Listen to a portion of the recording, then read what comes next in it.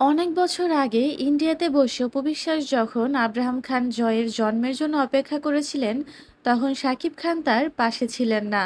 কিন্তু জন্মদিনের দিন তার ছেলের পাশে তাকে ঠিকই দেখা গেল। ছেলে জয়ের বয়স 8 বছর পূর্ণ হলো, সে পা দিল 9 বছরে। বিশেষ এই দিনে ছেলেকে নিয়ে সামাজিক যোগাযোগ মাধ্যমে এক আবেগঘন পোস্ট দিয়েছেন অপবিশ্বাস, যা আদর, ভালোবাসা এবং দোয়ায় পূর্ণ।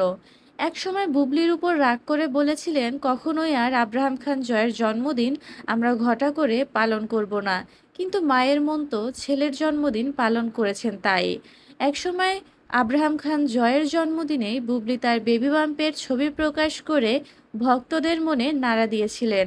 অনেক ক্রিটিজমেরও শিকার হয়েছিলেন, আর সেই শবনম বুবলিই আব্রাহাম খানের জন্মের দিন তার ছেলেকে দিয়ে আব্রাহাম খান জয়কে উইশ করেছেন।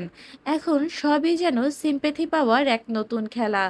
অন্যদিকে আব্রাহাম খান জয় তার বাবা মায়ের সঙ্গে তার জন্মদিন ভীষণ ভালোভাবে উপভোগ করেছেন। এ সময় দেখা যায় শাকিব খান নতুন লুকে ছেলের সঙ্গে জন্মদিনের কেক কাটছেন। অন্যদিকে ছেলেকে গিফট দিতেও ভুলেননি। আব্রাহাম খান জয় অনেকটাই খুশি ছিলেন। অন্যদিকে অপবিশ্বাসও আব্রাহাম খান জয়কে নিয়ে কেক কেটেছেন, তার জন্মদিন সেলিব্রেট করেছেন।